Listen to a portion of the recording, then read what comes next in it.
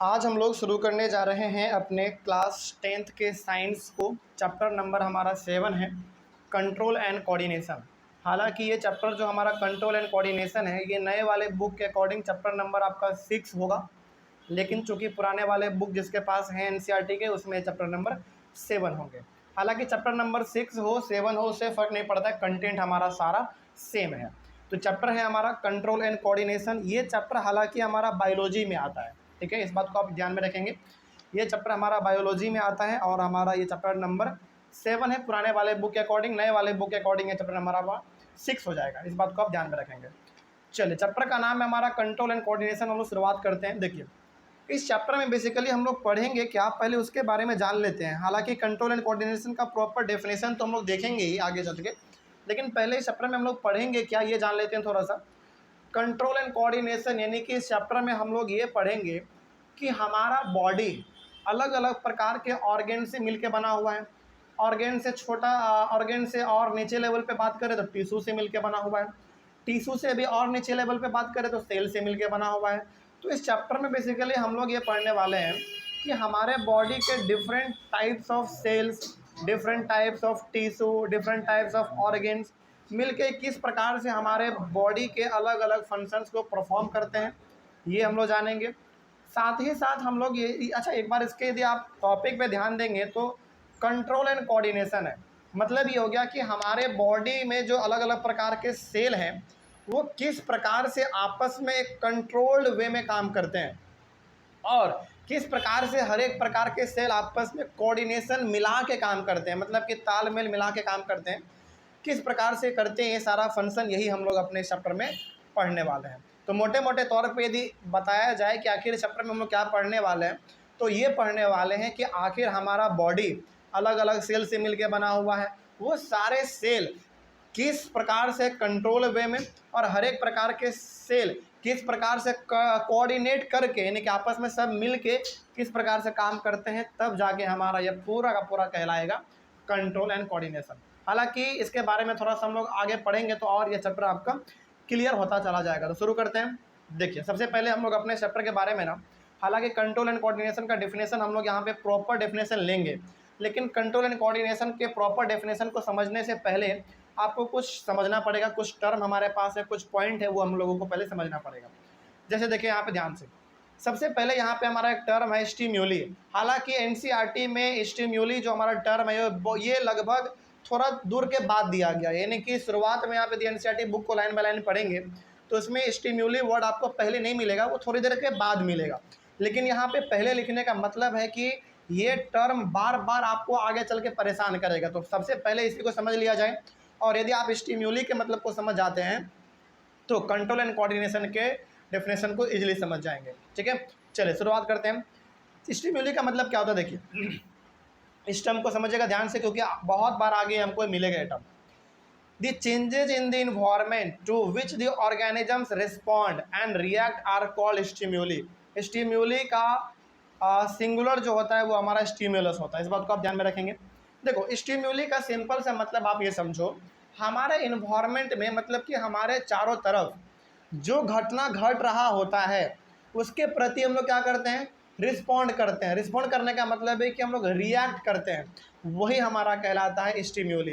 Example के तौर पे, हालांकि एग्जाम्पल अभी इसका और आगे मिलेगा, बस अभी फिलहाल यहाँ पे एग्जाम्पल ऐसे समझिएगा। जैसे जैसे बरसात होता है, तो बरसात हो रहा है, सपोज कीजिए कि अचानक बारिश चालू हो गया और हमने अपने छत पे क्या किया था, कपड़े को पसारा हुआ था।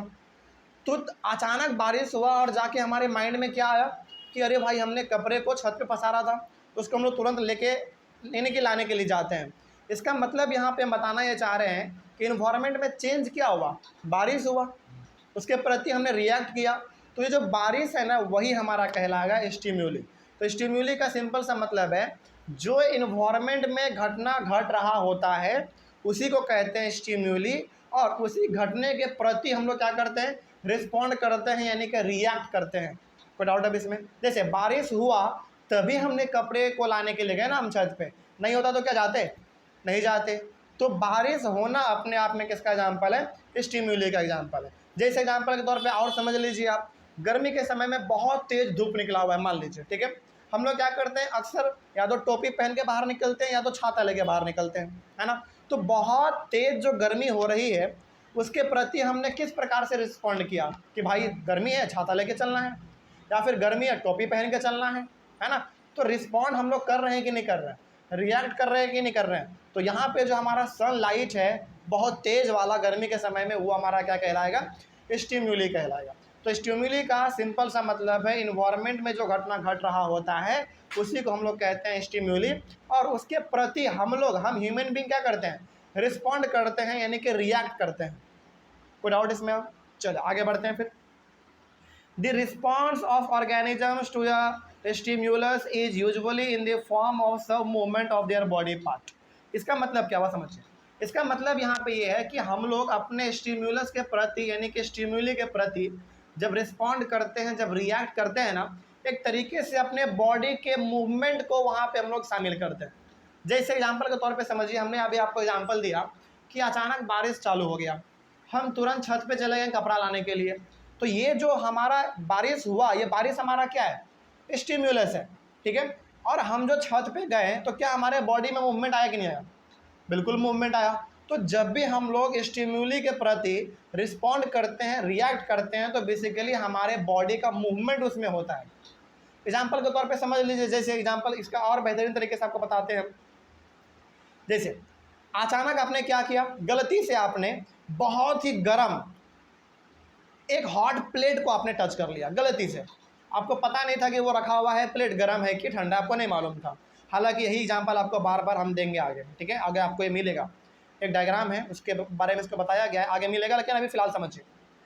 आपने क्या किया, गलती से एक बहुत ही हॉट प्लेट को आपने टच कर लिया, और जैसे ही आपने उस हॉट प्लेट को टच किया तो बताइए आप अपने हाथों को बहुत तेज़ी से हटाएंगे या फिर उसी पर रखे हुए रहेंगे, हटाएंगे। तो यहाँ पे आपने जो रिस्पॉन्ड किया उसमें आपके बॉडी का मूवमेंट हुआ कि नहीं हुआ, यानी कि आपने हाथ को हटाया बहुत तेज़ी से, इसका मतलब कि आपके बॉडी के पार्ट का वहाँ पे मूवमेंट है। अच्छा बताइए यहाँ पे हमारा स्टिम्युलस कौन होगा, हमारा हाथ या वो हॉट प्लेट, हॉट प्लेट। क्योंकि इन्वायरमेंट में जो भी घटना घट रहा होता है उसी को हम लोग कहते हैं स्टिम्युलस या फिर स्टिम्युली, आप जो भी कह लीजिए, बस सिंगुलर और प्लूरल का फ़र्क है। और जिसके प्रति जो हम लोग रिस्पॉन्ड करते हैं, जो रिएक्ट करते हैं, उसमें हमारा बेसिकली बॉडी के मूवमेंट शामिल होते हैं, यानी कि हम लोग कुछ हरकत दिखाते हैं उसके प्रति, ठीक है। आगे बढ़ते हैं। उसके बाद फॉर एग्जाम्पल भी यहाँ पे दिया गया है। जैसे देखो, if a man touches a very hot utensil accidentally ही quickly pulls his hand away from the hot utensil, यानी कि यदि कोई व्यक्ति बहुत ही गर्म बर्तन को अचानक गलती से छू लेता है तो क्या करता है, बहुत तेज़ी से अपने हाथों को पीछे हटाता है। तो यहाँ पे जो वो गर्म ऑब्जेक्ट था हमारा, बेसिकली जो गर्म बर्तन था, वो हमारा स्टिम्युली है, और जो हमने अपने तेज़ी से हाथ को हटाया वो हमारे बॉडी के मूवमेंट शामिल हो गए वहाँ पे, ठीक है। तो उसके प्रति हमने क्या किया, रिएक्ट किया, या फिर आप कह सकते हैं रिस्पॉन्ड किया हमने, ठीक है। आगे बढ़ते हैं फिर। एक और एग्जाम्पल हमारे पास यहाँ पे, अच्छा यहाँ पे वही बात यहाँ पे कहा गया है, here heat is the stimulus. यहाँ पे हमारा स्टिमुलस क्या हुआ, हीट, हीट हमारा स्टिमुलस हुआ, क्योंकि इन्वायरमेंट में वही तो हमारा चेंज हो रहा है। उसके बाद एंड द मैन रिएक्ट्स, यानी कि स्टिमुलस हमारा यहाँ पे हीट हुआ, ठीक है। और आदमी ने किसके प्रकार से रिएक्ट किया उसमें, by moving his hand away from the hot utensil, यानी कि आदमी ने उस बर्तन से अपने हाथ को बहुत तेज़ी से हटा लिया, तो उन्होंने रिएक्ट किया, ठीक है। आगे सिमिलरली एक और एग्जांपल हमारे पास है, similarly when the sun is bright we closes our eyes. जैसे अचानक कई बार क्या होता है ना, अचानक सूरज कई बार बहुत तेज़ी से एकदम चमकने लगता है, या फिर आप क्या करो, अपने आँखों के आगे यदि अचानक आपके आँखों के आगे लाइट आता है तो आप क्या करते हो, अपने आँखों को बंद कर लेते हो, ब्लिंक करते हो अपने आँखों को। तो यहाँ पे बताओ स्टिमुलस हमारा कौन हुआ, आँख या लाइट, लाइट हमारा स्टिमुलस हुआ, और उसके प्रति हमने मूवमेंट किया। अच्छा आँख को आपने बंद किया तो क्या ये आपके बॉडी पार्ट में मूवमेंट आया कि नहीं आया, बिल्कुल मूवमेंट आया। तो यहाँ पे basically here light is the stimulus, यहाँ पे हमारा स्टिमुलस लाइट हो गया, and we react by closing our eyes, और हमने रिएक्ट कैसे किया, अपने आँखों को बंद करके। तो बेसिकली यहाँ पे यदि एक लाइन में स्टिमुलस को डिफाइन करना हो बहुत गहराई से तो ऐसे डिफाइन करेंगे कि इन्वायरमेंट में जो भी हो रहा होता है ना उसको हम लोग कह देते हैं स्टिमुलस सिंगुलर में, और प्लूरल में स्टिम्युली, ठीक है। उसके प्रति हम लोग क्या करते हैं, रिस्पॉन्ड करते हैं, रिएक्ट करते हैं, और जब रिएक्ट करते हैं तो उसमें हमारे बॉडी का मूवमेंट शामिल होता है, यानी कि हम लोग हरकत करते हैं, हमारे बॉडी के पार्ट में हलचल होता है।